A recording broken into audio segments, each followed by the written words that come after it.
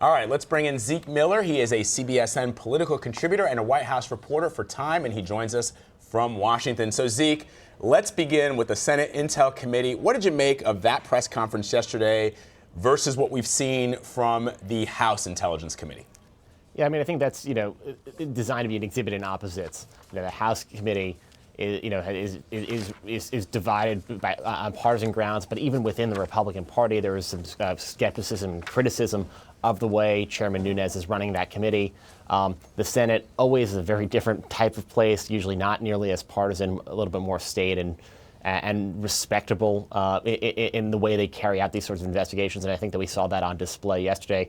And they sort of had that buddy comedy-esque routine up on the podium together, finishing each other's sentences almost. And that is a far cry from what we've seen in the House. And I think that's a signal that they're trying to send that this is going to be this is the new venue. The Senate is the new venue for this investigation to Russia. We can almost ignore what is happening in the House, look to the Senate for the progress.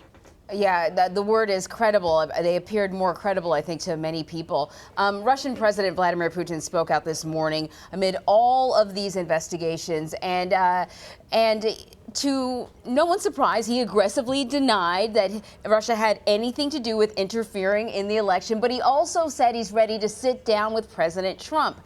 So if that meeting does occur in the near future, how much would be at stake for the Trump administration, given all the controversy?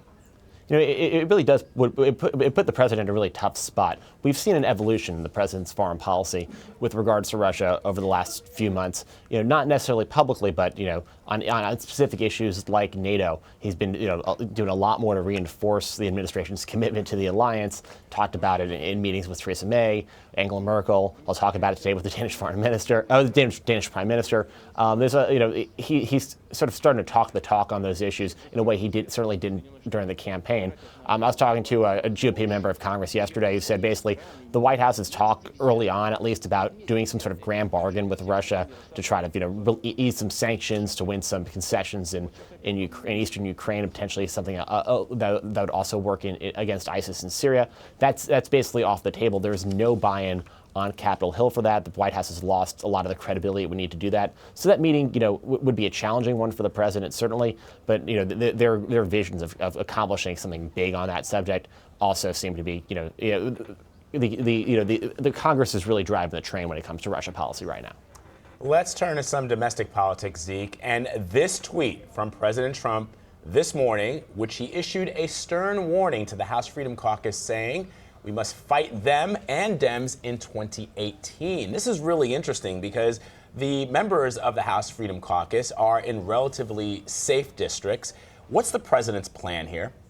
That's the million-dollar question right now. We don't really know. This is, one of those tweets the president sends out in the morning after reading the news, probably after watching Nora's interview with Speaker Ryan this morning, getting a sense of that, trying to triangulate where he needs to be vis-a-vis the speaker, vis-a-vis his base and the American people. The big unanswered questions are, will he go out and support primary challengers to these Freedom Caucus members who have just blocked that? And will he get on the road and go to their districts? We don't know yet. And I'm not even sure the White House staff knows that yet either.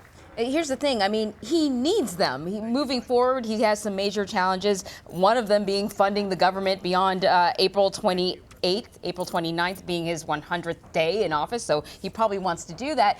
The approach seems to be a stick versus a carrot, but I wonder, are there any carrots that he could offer the Freedom Caucus members to win them over?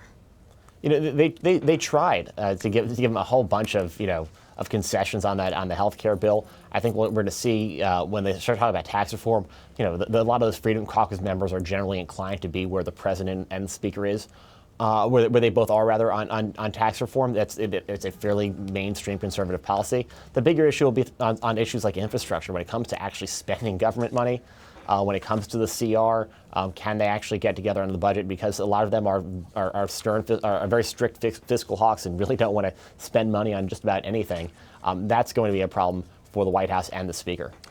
Zeke, while we have you here, I just want to get your take on the news yesterday that Ivanka Trump now is going to be an unpaid employee of the White House. How unprecedented is this? I mean, clearly, former presidents have had spouses, in some cases daughters or sons, as part of their administration. But this is a very high-level job with top secret security clearance, in addition to having her husband at that same level. Yeah, and Zeke, I also was wondering, to go with Vlad's question, you know, initially it was just going to be a volunteer situation. She wasn't going to get paid. She wasn't going to be an employee. But then people did not like that. There were some complaints, and she sort of buckled. And I wonder if we can read anything into that. I think in some ways it's a reflection of where she ended up being rather than where she intended to be at the start of the administration. She'd given a number of interviews after the campaign saying she wanted to be a daughter, not a government employee. But she and her husband have taken on these roles of informal and then suddenly became formal advisors to her father, and a lot of the critics of the outside, made the very legitimate case that being an outside advisor means you're not bound by ethics guidelines, and you can say you're voluntarily complying with them, but there's really no enforcement mechanism. There's no stick there in case you do violate them.